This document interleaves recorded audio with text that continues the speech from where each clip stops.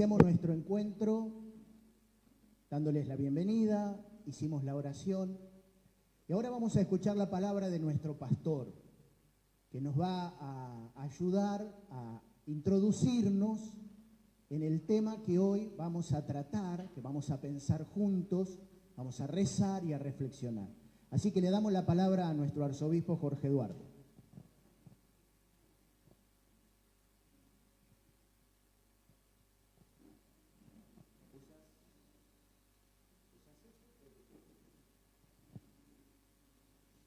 Bueno, buenos días. Un gusto encontrarnos. Con muchos de ustedes pude encontrarme en las misas, intentando acompañar este tiempo difícil, pero necesitamos esto, ¿no? La iglesia es esto, es encuentro. Bueno, muchas gracias por venir, gracias por el esfuerzo. Algunos vienen de lejos. Valoro mucho el esfuerzo. Con el Consejo Pastoral pensamos que nos hubiese gustado hacer un encuentro abierto, que venga todo el que quiera, pero todavía estamos en un tiempo, entonces dijimos, bueno, algunos representantes de parroquias, de movimientos, la vida consagrada, algunos. Es un aprendizaje que tenemos que hacer.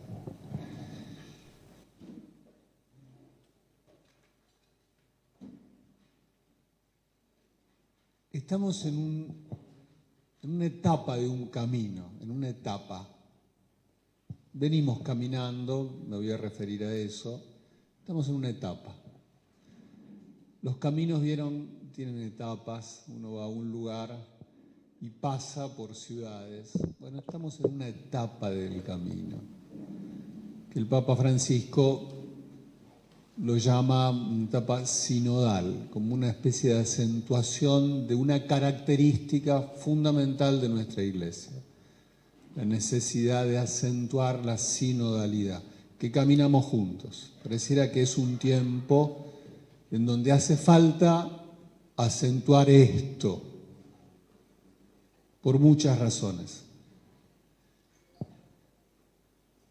No se asombren, pero comienzo por el principio. Todo comienza en la Pascua. Nosotros no tenemos que perder de vista que todo comienza en la Pascua. La Pascua es la experiencia fundante de lo que somos. La Pascua es que Jesús estaba en la cruz, muere de una manera tortuosa, lo sepultan, pero resucita. La resurrección del Señor cambia todo. Los discípulos que lo vieron muerto y ahora lo ven vivo, les cambia la vida, cambia la manera de pensar las cosas, cambia la manera de interpretar. Yo les pido, por favor, nosotros esto lo decimos rápido, pero ustedes se dan cuenta lo que significa que un muerto vuelva a la vida. Alguien que estaba muerto vuelve a la vida. Entonces, los primeros discípulos, cuando tienen esta experiencia, les sale naturalmente: estamos salvados. La muerte no tiene la última palabra. Llegó la salvación. Algo ha cambiado en el mundo, en la historia. Jesucristo, muerto y resucitado, es la luz, es una nueva luz. Ilumina la vida de otra manera. Y entonces los discípulos empiezan a recordar lo que vivieron con Él, lo que Él les dijo, lo que vieron hacer a Jesús, y se dan cuenta de que su palabra, su propuesta, tiene fuerza, está vivo. No nos mintió, no fue un profeta más que dijo cosas lindas. Este viene a traer la novedad. La novedad es que la vida es más fuerte que la muerte. La novedad es que no hay que tenerle miedo a nada ni a nadie, porque estamos llamados a la vida. Esto revoluciona el pensamiento, revoluciona la manera de estar, la manera de ser, la manera de convivir. Empiezan a recordar cuando Jesús les hablaba de su Padre, nuestro Padre, y entonces se dan cuenta lo que significa el Padre en la vida de Jesús y en la vida de la comunidad. Se dan cuenta lo que significa el reino, que el reino esté entre nosotros. ¿Qué es el reino? Que Dios está, que Dios no está ausente, está comprometido con la vida, no le somos indiferentes. Se dan cuenta lo que significa una nueva familia, una nueva fraternidad, la que hacemos los que creemos en este camino, en este muerto y resucitado. Esto que los discípulos viven, lo empiezan a decir, lo empiezan a transmitir, lo empiezan a pregonar. Y ahí aparece esto que nosotros lo usamos como una palabra difícil en nuestro vocabulario, que es el querigma. No había otra manera de comunicar las noticias que gente que salía a gritar, a pregonar. Los pregoneros. Imagínense de un pueblito a otro. En Nazaret hubo uno que lo crucificaron, pero está vivo. Y la gente diciéndole, ¿qué estás diciendo? ¿Qué estás diciendo? ¿Cómo puede ser que un muerto vuelva a la vida? Sí, está vivo, está vivo. Lo vieron los 12, los discípulos, comió con ellos, está vivo, resucitó. El querigma empieza a conocerse por viva voz y porque veían personas que estaban convencidas de lo que decían.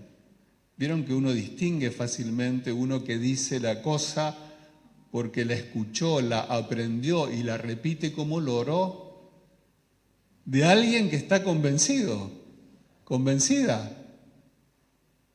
Entonces, los que empezaban a pregonar, a gritar el querigma, daban testimonio de lo que decían.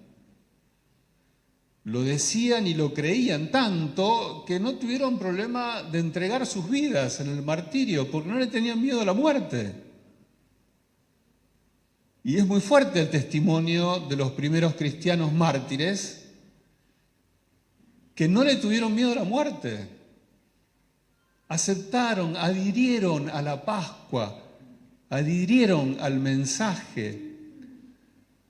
Les transformó la vida, fue una revolución cultural, una revolución social. El cristianismo de la fundación fue un acontecimiento que cambió la historia, antes y después, por su manera de entender, por su manera de ver las cosas. Y todo comienza con esta experiencia pascual, que lo anuncian, lo dicen, lo gritan, está vivo, estamos salvados. Antes de seguir la charla les propongo un pequeño ejercicio. Así, el que tenés al lado, de a dos, de a tres, ¿cómo dirías hoy está vivo? Si tuvieras que decirle a alguien, ¿cómo se lo dirías? ¿Cómo dirías? ¿Cómo te volverías pregonero? ¿Qué dirías? A ver, charlemos un poquito.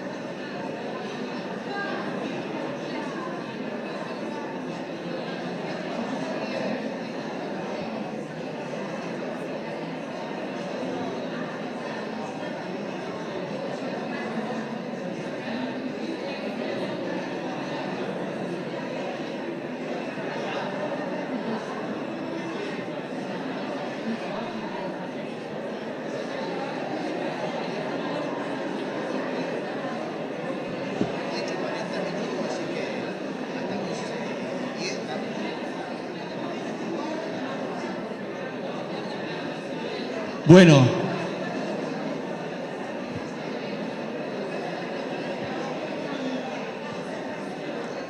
A ver.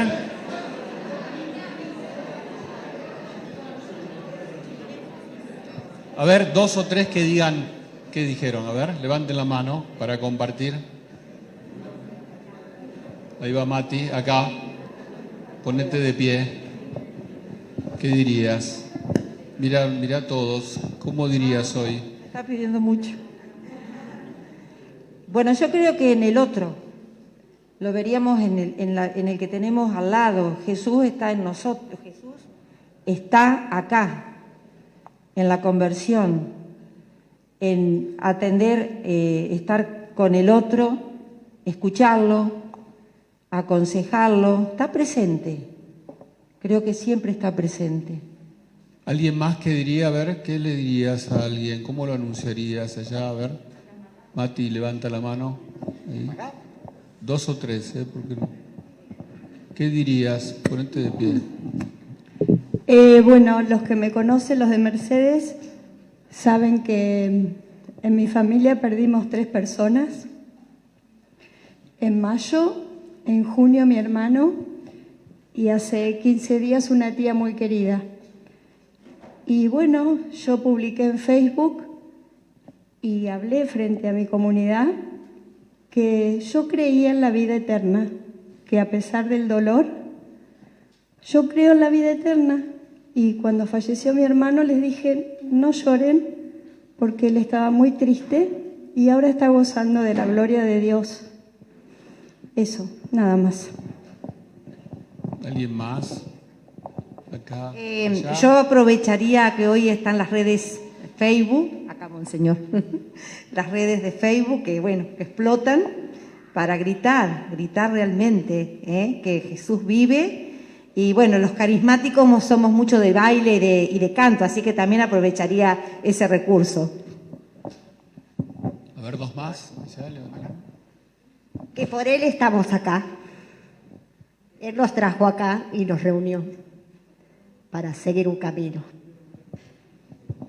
A ver, ¿alguien más? Sí. En la alegría, en la esperanza. Cuando tenemos alegría y esperanza, bueno, es que tenemos a Jesús vivo en nuestro corazón.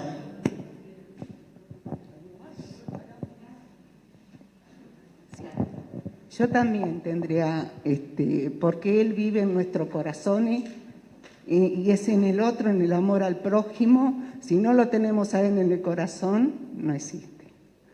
Nosotros es eso, la vida y nuestro. Acá y ya está. ¿Quién? Ahí. Nosotros habíamos dicho que como Cristo vive en cada uno de nosotros, Cristo vive en mí, entonces Él nos da fe, nos da esperanza, nos da alegría, amor, y eso es estar vivo.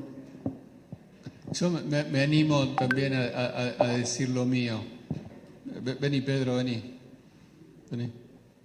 Te lo diría vos, vení.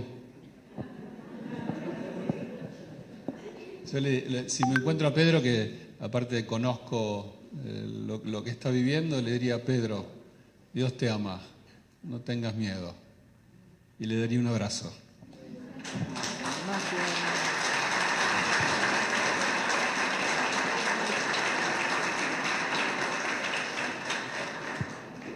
El querigma siempre para nosotros va a ser una experiencia fundamental.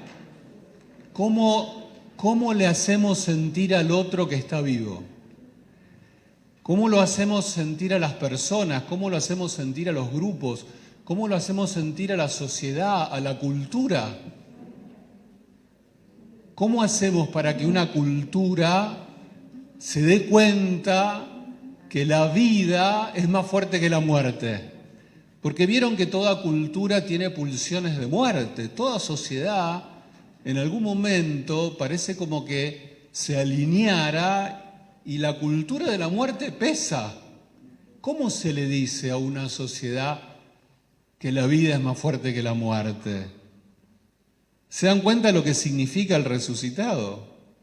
Lo que significa la Pascua. En el tiempo de Jesús, el clima social y cultural era de puro fatalismo. La gente de su pueblo y de las culturas vivían con el peso de la fatalidad. ¿Qué es la fatalidad? El túnel no tiene salida, la vida es pesada, pero no es lo mismo pensar la vida como un túnel con salida que sin salida, ¿no? El fatalismo es, no hay salida, no hay salida. Entonces cuando éste resucita y hace creíble su mensaje, lo difícil de la vida se convierte también en posibilidad de esperanza. La cruz, que no es una metáfora, sino que es su lugar, la cruz es transformada. Jesús no es que resucita para darnos a nosotros un mensaje espiritual. Resucita para cambiar las cosas, para que la cultura, para que la sociedad se vuelva más humana, más digna, más llena de vida. No para que seamos de otro planeta. ¿Cómo entonces hace la comunidad de creyentes para que en todo tiempo, en todo lugar, en todas circunstancias, el querigma, la resurrección, la fuerza de la vida sea anunciada? ¿Cómo se hace? Esa es la responsabilidad de la Iglesia. Esa es nuestra responsabilidad. Con esta, y esto podríamos charlarlo mucho, pero con esta experiencia fundamental, que no estamos solos. Como el Señor sabe que esta experiencia de transmitir la buena noticia es una experiencia sumamente fuerte y comprometida, si la hacemos bien es comprometida, tanto que nos puede costar la vida, no la vergüenza o pasar un mal rato porque alguno nos bardee porque somos cristianos, eso es lo de menos. Que te digan cualquier cosa porque, bueno, eso es no es eso el problema.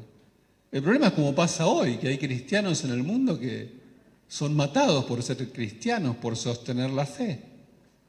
¿Por qué la fe es incómoda?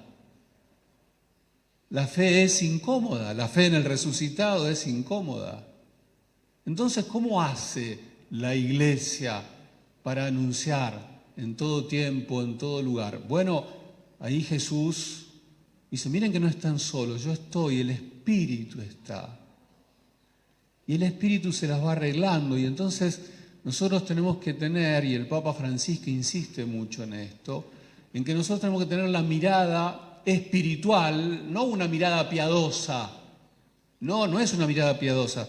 La mirada espiritual implica que seamos personas piadosas, pero no piadosos por nuestras prácticas, sino porque tenemos la capacidad de ver por dónde nos va llevando el Espíritu Santo a la Iglesia.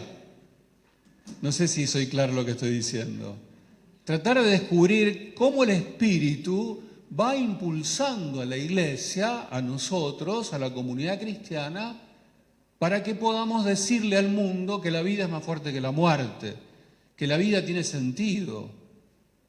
Esa es nuestra responsabilidad. Y en cada momento de la historia, el Espíritu se las ingenió para hacer presente esta buena noticia. Con nosotros o sin nosotros, o a pesar de nosotros. Porque esta comunidad de creyentes también tenemos nuestros problemas, nuestras taras, nuestras dificultades, y muchas veces no somos tan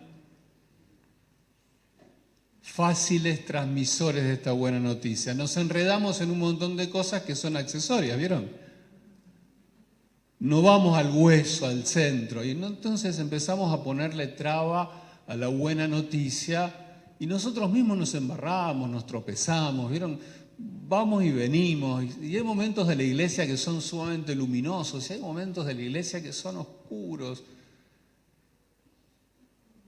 difíciles. El que estudia historia de la iglesia, hay momentos que esto que estamos viendo nosotros es un cuento de niños. No siempre la iglesia ha sabido, pero el Espíritu se las arregla. El Espíritu se las va arreglando. Con mucha paciencia. Y momentos luminosos en donde hubo incidencia de la buena noticia a través de este sacramento que somos nosotros, son momentos muy oscuros donde lejos de anunciar, nos anunciamos a nosotros mismos, nos enredamos, o por ahí somos antitestimonio de lo que debemos ser. Cada tiempo, en cada circunstancia, en cada lugar del planeta, la comunidad cristiana, los creyentes, tenemos que preguntarnos cómo anunciamos la buena noticia de Jesucristo. Y así lo viene haciendo la Iglesia. Hubo un momento muy importante, que lo llamamos Concilio Vaticano II, en donde el Papa Juan XXIII dijo, bueno, ya venían, otro día lo charlamos, ya había movimientos anteriores a Juan XXIII que venían como diciendo, esto no está yendo bien. ¿Qué es lo que no está yendo bien? El anuncio. La Iglesia se está distanciando del mundo, estamos perdiendo capacidad de diálogo, porque la buena noticia no se la transmitimos al aire, se la transmitimos a las personas concretas, ¿no? Las personas concretas que viven sus maneras, sus formas. Bueno, entonces el Papa Juan XXIII dice, vamos a tener que juntarnos para repensar muchas cosas. Iglesia, ¿qué pensás de vos misma? Iglesia, ¿qué pensás del mundo? Concilio Vaticano II, un acontecimiento que el Papa Juan XXIII abre, pero no lo cierra Pablo VI. El Vaticano II habría que releerlo muchas veces. Yo digo esto rápido, pero hay 4 constituciones que son como los documentos medulares, y los recuerdan los mayores. Uno se llama Dei Verbo, un otro que se llama Sacrosanctum Concilium, un otro Lumen Gentium y otro Gaudium et Spes. Primero, Dios le habla, ¿cómo habla Dios al mundo, a la historia? ¿Cómo le habla el hombre a Dios en su liturgia, en su celebración? Con todos los cambios litúrgicos que hizo el Vaticano II para generar este diálogo entre Dios y el hombre, entre el hombre y Dios. ¿Cómo dialoga la Iglesia con el mundo? Si yo tuviera que decir algo importante de la palabra, del Concilio Vaticano II, en una palabra diría, generó diálogo entre Dios y el hombre, Dios, la Iglesia y el mundo. Entonces el Concilio Vaticano II genera un movimiento que es muy difícil decir que esto no fue obra del Espíritu. Que algunos lo dicen, Algunos cristianos lo dicen esto. Y ahí, acá dentro en la Iglesia, hay tensiones muy serias. Algunos creen que el Concilio Vaticano II no es una obra del Espíritu. Por supuesto que yo creo que es una recontra obra del Espíritu que desata un camino que estamos transitando. Que lo vamos transitando cada iglesia particular, como la nuestra, una iglesia continental como nosotros en América Latina o África o Europa, o la iglesia universal. Estamos transitando este camino que para nosotros es toda una generación, porque son 60 años. Pero en la iglesia, ¿qué son 60 años? ¿Qué es una transformación como la que viene a traer la Pascua de 60 años? No son nada. Y cada papa posconciliar se dedicó a pensar y a proponerle a la Iglesia, según su estilo, según su manera de ver como pastor universal, cada papa se ha dedicado a proponerle a la comunidad cristiana cómo evangelizar mejor el mundo. Y cada papa tuvo que hacer este ejercicio, como lo tiene que hacer cada obispo y cada cura y cada cristiano. Este ejercicio, ¿qué me dice Dios? ¿Cuáles son los desafíos del mundo? Angelelli lo decía, un oído en el pueblo, el otro en el evangelio. Ese es el ejercicio que tenemos que hacer siempre. A ustedes les debe pasar. Tienen un lío en casa, por ejemplo, el testimonio que dijo acá, ¿cómo es tu nombre de la familia que falleció? Matilde. Matilde lee el evangelio en un oído y otro ve su familia y en un momento dice, yo les tengo que decir que creo en la vida eterna. Ese ejercicio, en la palabra discernimiento, es el ejercicio que hacemos todos los días los que creemos y el que tiene que hacer toda la comunidad junta y cada cura y cada obispo y cada papa. Entonces cada papa lee la historia y no es lo mismo la década del 60 que del 70, que la del 80, que la del 90, que esta década que estamos viviendo. Hay una cosa que dice el Concilio Vaticano II, una palabra que se repite y una palabra muy importante, que es la palabra cambio. El mundo está en cambio. Y ahora, en esta década que estamos transitando, no solamente está en cambio, sino que está en cambios rápidos. La rapidación, la velocidad de los cambios.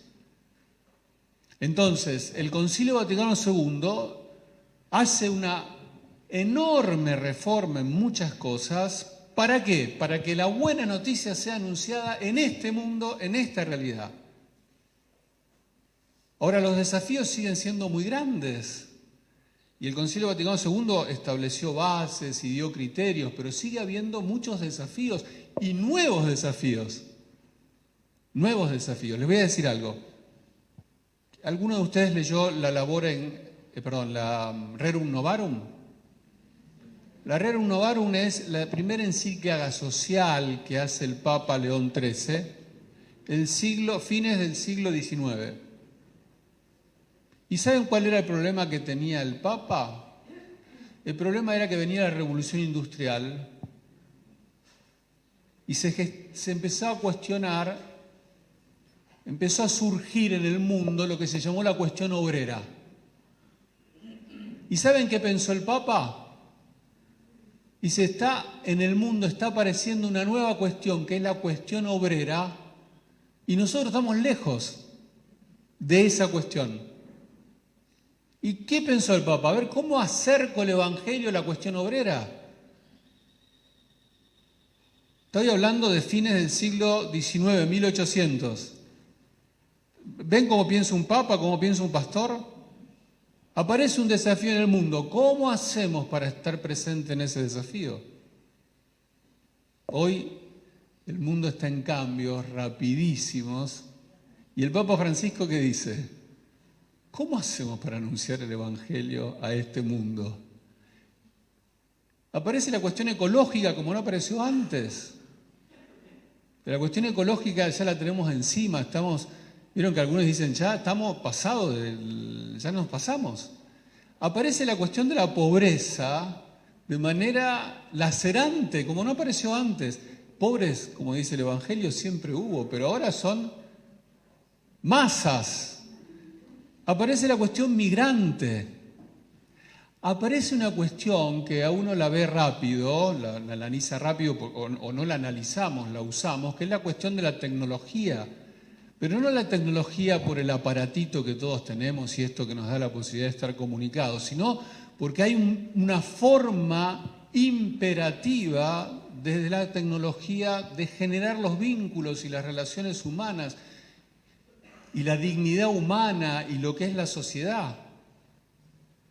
Entonces Francisco dice, aparecen cualquier cantidad de desafíos nuevos. El tema de lo afectivo, el tema de la ruptura de los vínculos. Bueno, ¿cómo se anuncia el Evangelio a esta realidad? ¿Cómo se anuncia? Entonces el Papa empieza a poner algunas coordenadas y entonces su primer exhortación, Evangelii Gaudium, como bueno, y después la encíclica social, no una encíclica verde, Laudato Si, para decirnos, miren que este tema de la ecología es un tema serio, porque no es un tema solo que el planeta está en crisis, también está el grito de los pobres. Y esta economía que estamos viviendo a nivel planetario no está dando resultados para la vida. La vida es importante, es más fuerte que la muerte. Bueno, hagámonos cargo de eso, dice el Papa. ¿Pero qué? ¿La vida para algunos o la vida para todos? La vida en dignidad. Bueno, la cuestión familiar está en crisis. Amores Leticia, ¿se acuerdan? Los jóvenes, Christus Vivit. Y esta última encíclica social que intenta como zanjar un problema serio en el mundo, que es los totalitarismos, las rupturas, el enfrentamiento de unos con otros. Bueno, pero el mundo está llamado a la fraternidad. ¿Por qué? Porque este que resucitó nos dijo que había un Padre común. Entonces uno lo ve al Papa, por poner un gesto. ¿Se acuerdan cuando fue a ver a la Ayatolá ahí a la casita, cuando fue ahí a Irak? Bueno, vamos a verlo. Y se quedaron ahí, se miraban unos a otros. Vamos a tender puentes, cultura del encuentro, porque este mundo, el Evangelio, la buena noticia, se anuncia con la palabra y con gestos. La pregunta sigue siendo la misma que se hicieron las primeras comunidades. ¿Cómo decimos que está vivo? Esa sigue siendo la pregunta fundamental. ¿A quiénes? ¿A los que vivieron hace 20 siglos? ¿A quiénes se lo decimos? ¿A los que vivieron el siglo pasado? ¿A quiénes? A mi vecino, a mi vecina, a mi país, a mi ciudad, a mi entorno. ¿Cómo se lo decimos? ¿Para qué se lo tenemos que decir? Para que la vida sea vivida plenamente. Porque hay muchas fuerzas que hacen que la vida no sea vivida plenamente. El Evangelio, transmitir el querigma, no es una cuestión piadosa. Es una cuestión de vida o muerte. Hace al sentido profundo de la vida, de la existencia. No es lo mismo, queridas hermanas, queridos hermanos, yo estoy convencido de lo que digo ahora. No es lo mismo un mundo con cristianismo que un mundo sin cristianismo. Esto no significa que muchas veces nosotros hemos sido no buenos testigos del cristianismo. Y entonces la gente confunde. Muchos de los que nosotros queremos anunciarle el Evangelio confunde el mensajero con el mensaje, ¿vieron?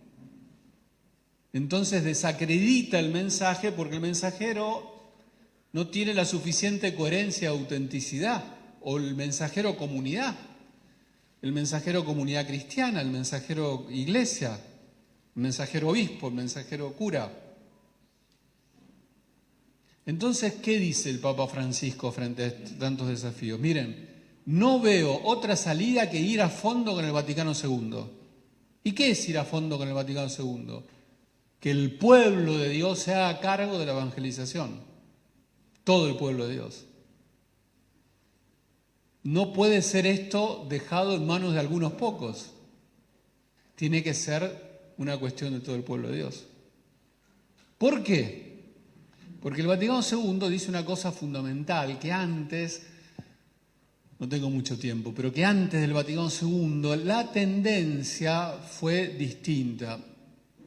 El clero, los pastores, durante mucho tiempo, sobre todo en el occidente cristiano, y esto después charlenlo, eso es lo que yo pienso, tuvieron un papel protagónico en lo que se llama la cultura cristiana, en la civilización cristiana.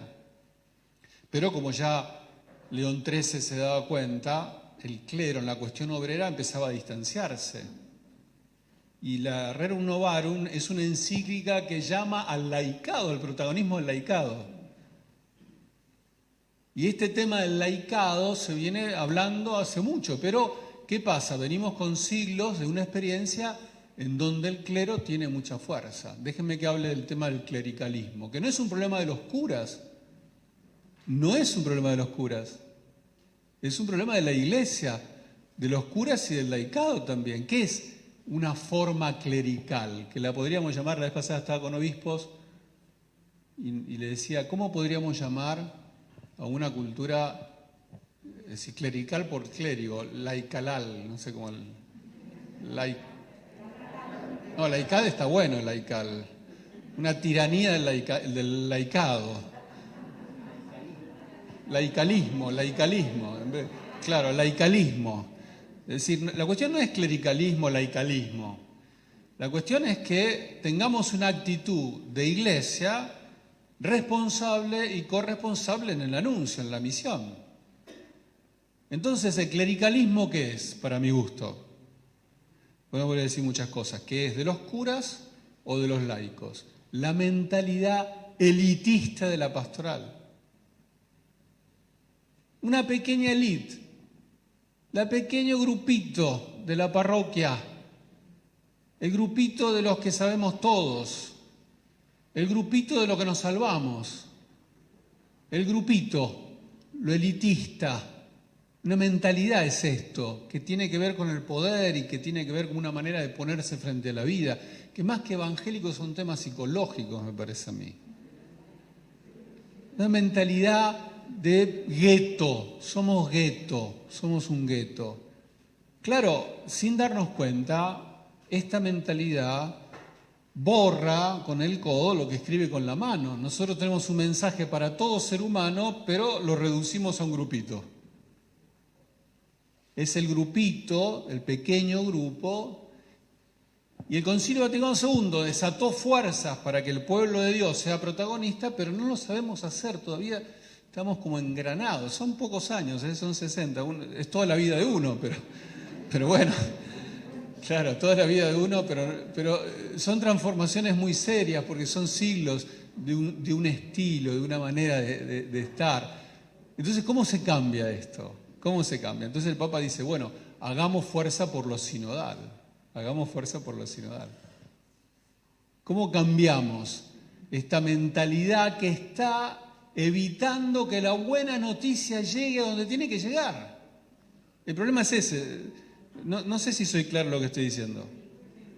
El problema es muy serio porque no estamos transmitiéndole al mundo lo profundo del cristianismo, que es que la vida es más que la muerte y que esto cambia la manera de entender la vida, la manera de vivir la vida. Y esto es una responsabilidad que tenemos que asumir entre todos. Entonces el Papa Francisco está invitando a la Iglesia en América Latina primero y ahora a la Iglesia Universal a ver cómo podemos mejorar nuestra manera de ser iglesia, nuestra forma de ser iglesia para una mejor evangelización. Y en esto caminemos juntos. Caminemos juntos. ¿Para qué? Para que la evangelización llegue a la realidad de hoy, a los desafíos de hoy. Y no nos quedemos con anuncios que no dicen nada a nadie o le dicen a un pequeño grupo, el que escucha, ¿no?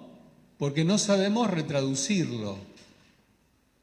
Porque nos es incómodo por ahí aprender lenguajes culturales nuevos, porque nos es incómodo ir a situaciones, como dice Francisco, a periferias existenciales. Entonces nos quedamos en el lugar que conocemos, pero bueno, cada vez somos menos, ¿vieron? Y cada vez más canosos. Cada vez menos y cada vez más canosos. No tengo nada contra las canas, yo estoy bastante canoso, pero esto significa que, por ejemplo, los jóvenes son jóvenes de este tiempo, no son jóvenes de hace 40 años. Nosotros queremos que los jóvenes piensen como pensábamos nosotros hace 40 años. No. Los jóvenes piensan como piensa hoy la cultura y están inmersos en una cultura compleja, muy compleja. Díganle a los papás si no es compleja. Al cura, díganle al papá si no le es complejo. Transmitirle al papá, a la mamá, lo mínimo. Che, tenés que estar en casa, dejá el celular, hablemos, no sé. Es decir, bueno, esta es la realidad. Nosotros no podemos quejar de la realidad, no podemos quejarnos de lo que se vive. Nosotros tenemos que pensar, ¿y cómo le entramos a esta realidad? ¿Cómo llegamos con esta buena noticia? Bueno, este es el desafío. ¿Y por qué lo sinodal? Porque si nos quedamos pensando los curas, el pequeño grupo, solo, es posible que pensemos cosas buenas, pero no suficientes. También podemos pensar cosas malas, pero como si se juntaran solamente, como era el laicalismo, y entonces los curas, che, váyanse, ¿qué vamos a pensar nosotros? Bueno, pueden salir cosas buenas, sí, por supuesto, pero también pueden salir cosas que... el tema no es pensar por separado, sino el tema cómo hacemos para juntos hacernos cargo de esta realidad. Yo cura, yo obispo, en mi lugar, puedo moverme, por ejemplo acá puedo dar una buena charla, si a mí me largan en la plaza no sé si tengo capacidad, pero el laicado tendría que tener más capacidad de traducir la buena noticia a sus ambientes con más facilidad. Y nosotros hemos generado un laicado miedoso de transmitir el clericalismo, el pequeño grupo. En el grupito acá nos sentimos bárbaros, pero dar pasos cuesta y es un aprendizaje que tenemos que hacer.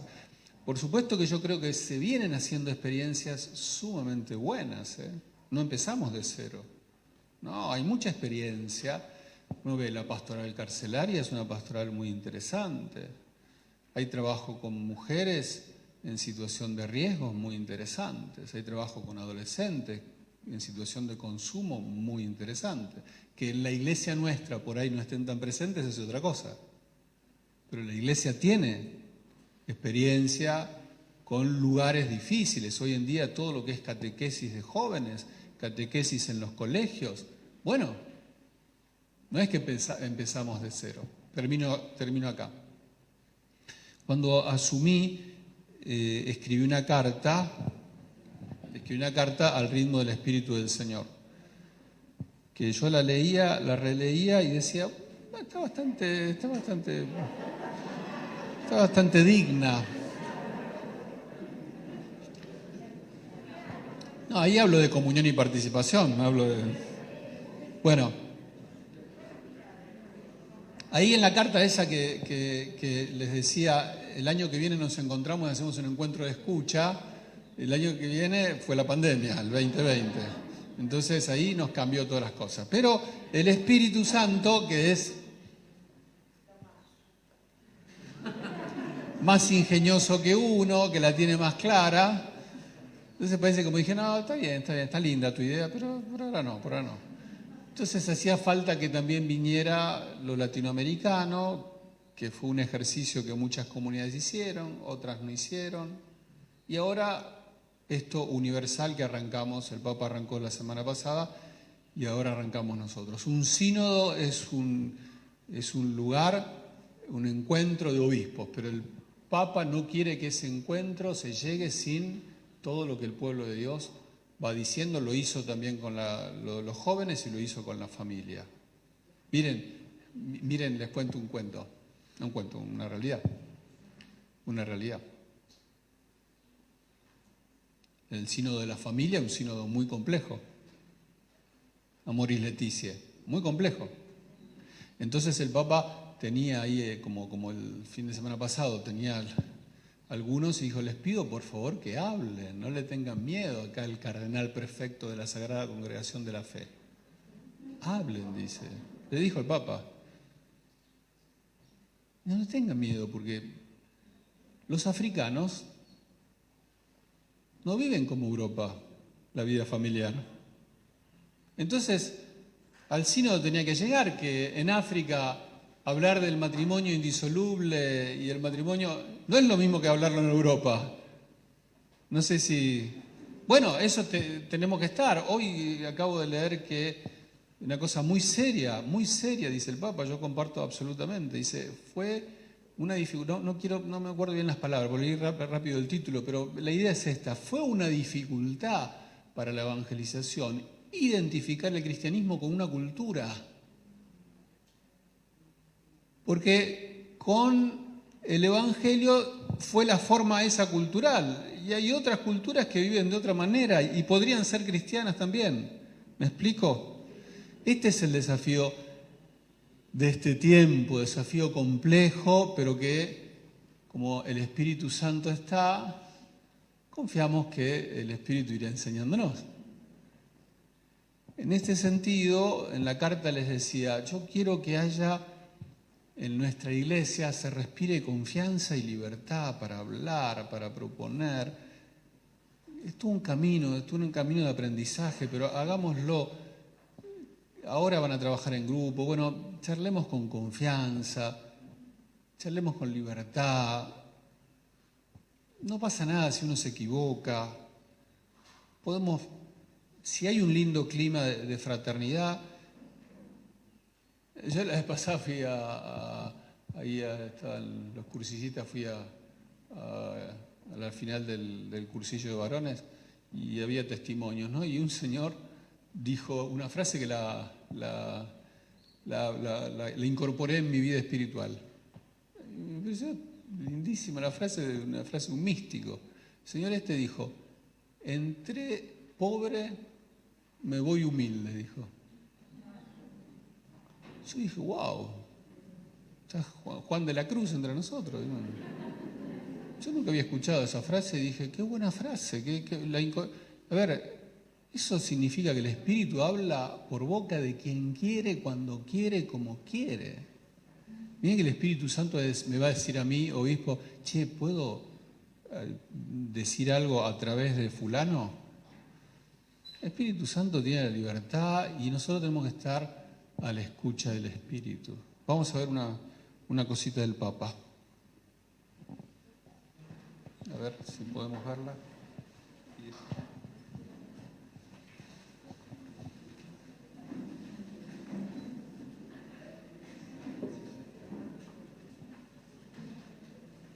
Son 4 minutos del mensaje del Papa.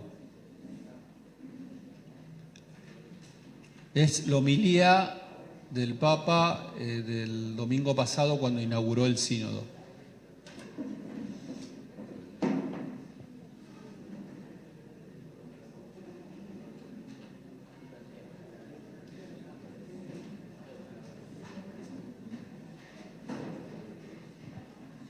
Va a usar tres palabras que me interesa que las tengamos en cuenta.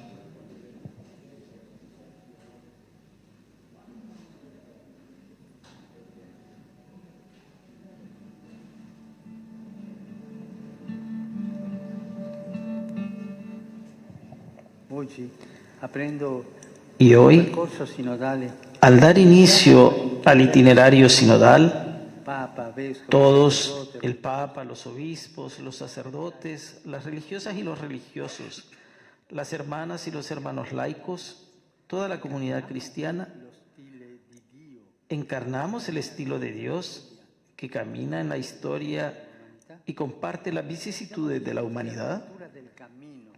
¿Estamos dispuestos a la aventura del camino o temerosos ante lo incierto? ¿Preferimos refugiarnos en las excusas del no hace falta y del siempre se ha hecho así?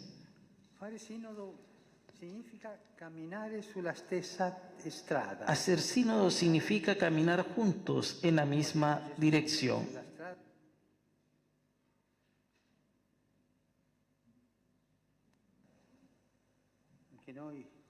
También nosotros, que comenzamos este camino, estamos llamados a ser expertos en el arte del encuentro. No en organizar eventos o en hacer una reflexión teórica de los problemas, sino, ante todo, en tomarnos tiempo para estar con el Señor y favorecer el encuentro entre nosotros. Un tiempo para dar espacio a la oración, a la adoración, dar espacio a la adoración, a lo que el Espíritu quiere decir a la Iglesia, para enfocarnos en el rostro y la palabra del otro, encontrarnos cara a cara y dejarnos alcanzar por las preguntas de las hermanas y los hermanos, ayudarnos para que la diversidad de los carismas, vocaciones y ministerios nos enriquezca. Todo encuentro, lo sabemos, requiere apertura, valentía, disponibilidad para dejarse interpelar por el rostro y la historia del otro.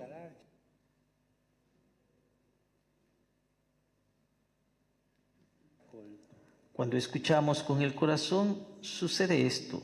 El otro se siente acogido, no juzgado, libre para contar la propia experiencia de vida y el propio camino espiritual. Itinerario sinodale, chiediamoci, come stiamo con l'ascolto? Preguntémonos en la Iglesia, ¿cómo estamos en escucha? ¿Cómo va el oído de nuestro corazón?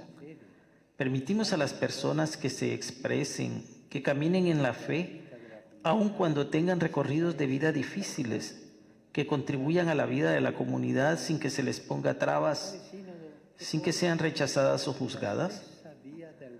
Hacer sínodo es ponerse en el mismo camino del Verbo hecho hombre, es seguir sus huellas, escuchando su palabra junto a las palabras de los demás. Es descubrir con asombro que el Espíritu Santo siempre sopla de modo sorprendente, sugiriendo recorridos y lenguajes nuevos. El Espíritu nos pide que nos pongamos a la escucha de las preguntas, de los afanes, de las esperanzas de cada iglesia, de cada pueblo y nación. Y también a la escucha del mundo, de los desafíos y los cambios que nos pone delante. No insonoricemos el corazón, no nos blindemos dentro de nuestras certezas. Escuchémonos.